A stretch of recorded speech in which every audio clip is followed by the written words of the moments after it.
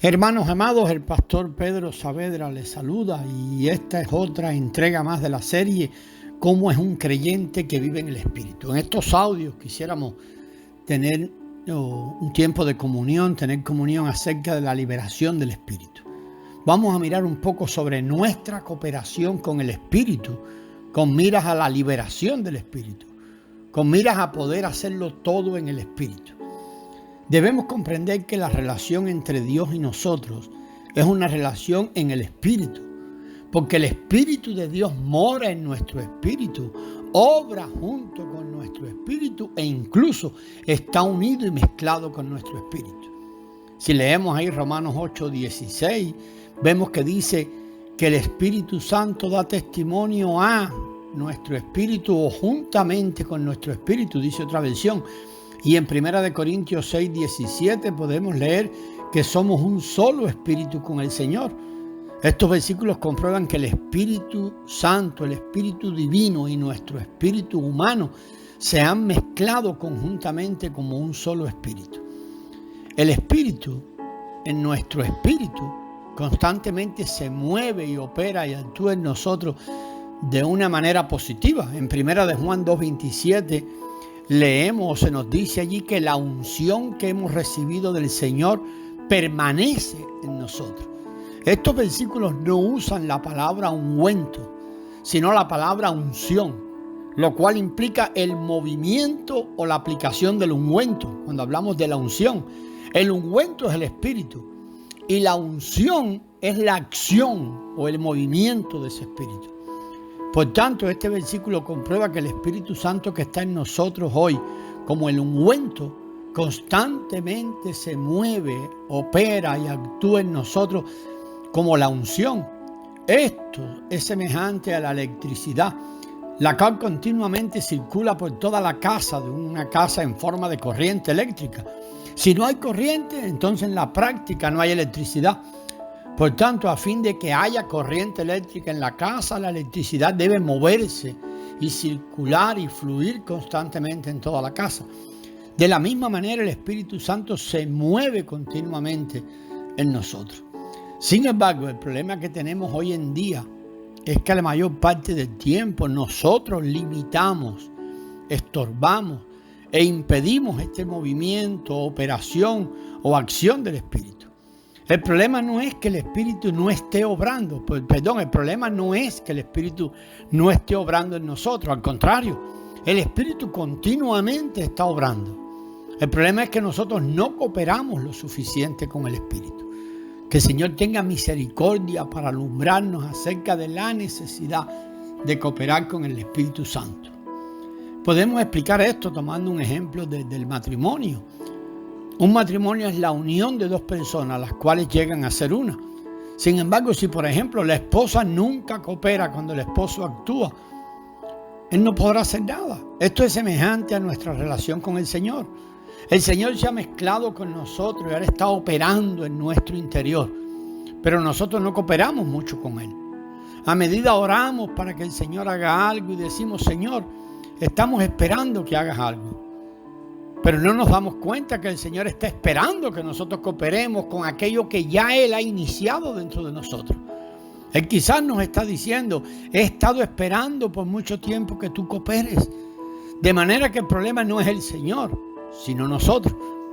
Es importante que nos quede muy claro este principio básico respecto a la necesidad de nuestra cooperación.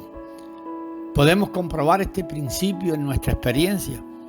Cuando no ejercitamos nuestro espíritu, lo sofocamos al Espíritu Santo. Esto es como cerrar la ventana de aire o la entrada de aire cuando estamos haciendo un barbecue, una barbacoa. Cuando cerramos la entrada de aire, no circula ninguna corriente de aire para que el fuego pueda arder, pueda permanecer encendido y arder. Muchas veces nosotros sofocamos al Espíritu de igual manera, impidiéndole que Él se mueva, unja y arda. Así, en lugar de cooperar con el Espíritu, apagamos el Espíritu. Miren las advertencias del apóstol Pablo allí en 1 Tesalonicenses 5:19 y también en 2 de Timoteo 1:6. El Espíritu está esperando encontrar una oportunidad para arder. Si simplemente le damos al Espíritu la oportunidad de arder, Él arderá. Por tanto, la responsabilidad recae sobre nosotros. Si quisiéramos encender un fuego, sería ridículo que nosotros empezáramos a orarle al fuego diciendo: fuego, te ruego que ardas.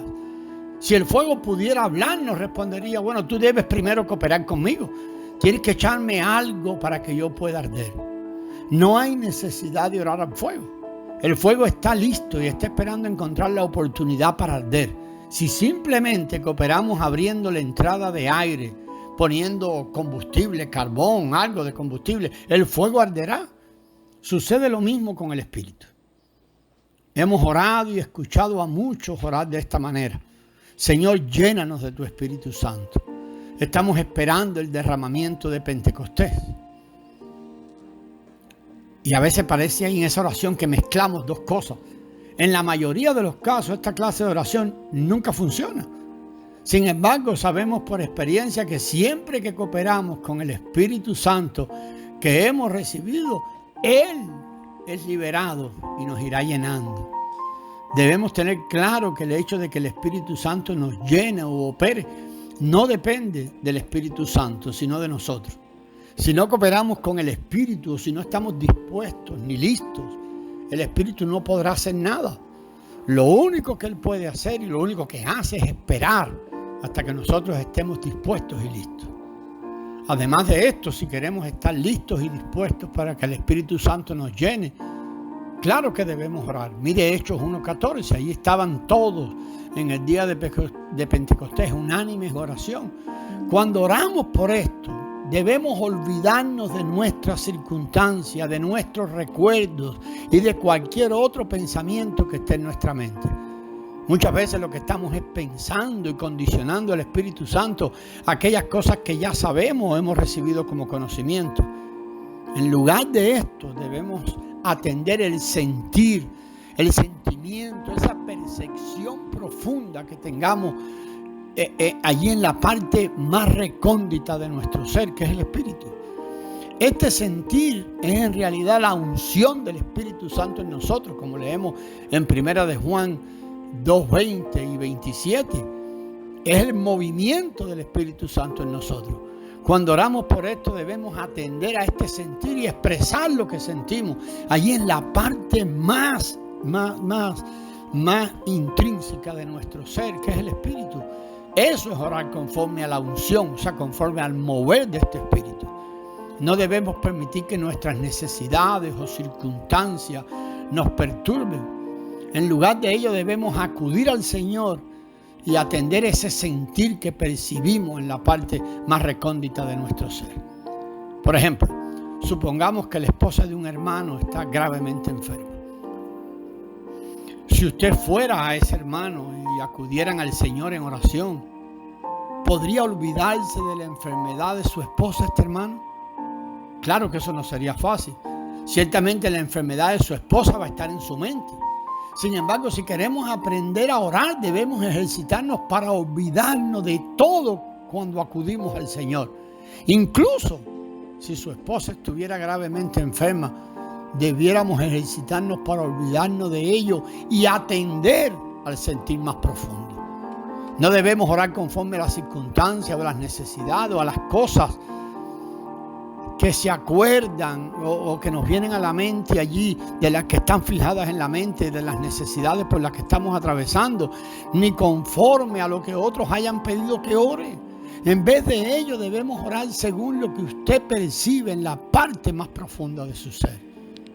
Cuando usted acuda al Señor de esta manera, aun cuando no pueda olvidarse, pues siguiendo el ejemplo del hermano con la esposa enferma, aun cuando no pueda olvidarse de la enfermedad de su esposa, es posible que usted perciba otro sentir profundo por el que debe orar, otra cosa, y ahí se arrodille y entonces diga: Señor, yo soy un pecador, he estado tratando mal a mi esposa. Usted simplemente se olvidará de la enfermedad de su esposa y expresará lo que siente en la parte más profunda de su ser. Al orar de esta manera, usted está ejercitando su espíritu para liberar al espíritu que mora en su espíritu. Incluso es posible que su esposa sea sanada por esta clase de oración. Por favor, no estamos diciendo, hermano, que si su esposa está enferma o su esposo, en el caso de una hermana, no debe orar por él o por ella pidiendo que sea sanada. No, lo que queremos decir es que cuando usted acuda al Señor, que no sean esas circunstancias las que tomen el control. Debe estar atento al sentir más profundo que está en su interior. Debe expresar lo que allí, la unción, el mover que el Espíritu ha puesto en la parte más recóndita de su ser. Si acudimos al Señor y oramos de esta manera, lo primero que el Espíritu Santo hará es purgarnos, es purificarnos. Si nos olvidamos de nuestras circunstancias, de las peticiones que otros nos han encargado hacer e incluso de nuestros propios pensamientos y simplemente oramos según el sentir interior, el Espíritu Santo nos purificará, nos purgará, enseñará allí lo que tiene que ser arrancado. Tal vez broten palabras diciendo: soy un pecador y me siento sucio en muchos aspectos. Mis motivos, Señor, cada vez que vengo a ti son equivocados. Mis intenciones no son puras. Siempre ando buscando algo para mi propio provecho. Amado, esta es una verdadera oración. Si oramos de esta manera, podemos estar seguros que estamos en el Espíritu. Cuanto más oremos conforme a nuestro sentir más profundo, más estaremos en el Espíritu y más el Espíritu Santo nos llenará. Finalmente, seremos llenos del Espíritu Santo. Vamos a seguir mirando acerca del ejercicio de nuestro espíritu en el próximo audio. Gracias y paz, hermano.